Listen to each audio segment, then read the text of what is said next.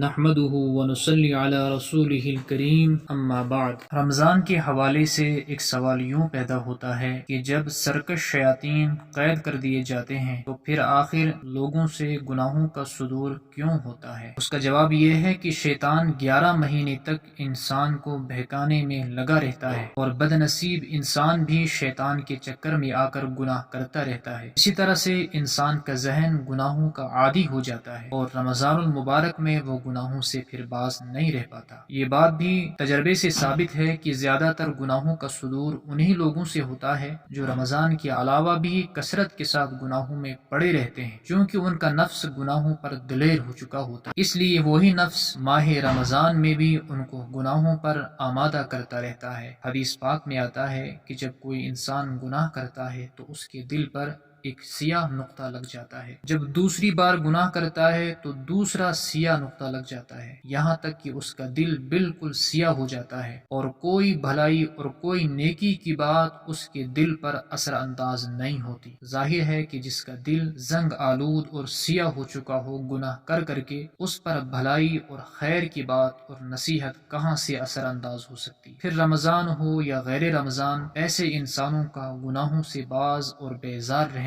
نہایت دشوار ہو جاتا ہے۔ ان کا دل نیکی کی طرف مائل نہیں ہوتا۔ اگر وہ نیکی کی طرف آ بھی گیا تو بسا اوقات اس کا دل اسی سیاہی کے سبب نیکی میں نہیں لگتا، اور وہ نیکیوں کے ماحول سے بھاگنے کی فکر میں لگا رہتا ہے۔ اس کا نفس اسے لمبی لمبی امیدیں دلاتا ہے، اسے غفلت گھیر لیتی ہے، اور وہ بد نصیب نیکیوں اور اچھے ماحول سے دور جا گرتا ہے۔ رمضان کی مبارک ساعتیں بلکہ پوری راتیں وہ شخص لہو لعب، فضولیات، کھیل تماشے، گانے بجانے، تاش اور نہ جانے کن کن خرافات کے اندر مبتلا ہو جاتا۔ اللہ ہم سب کی حفاظت فرمائے۔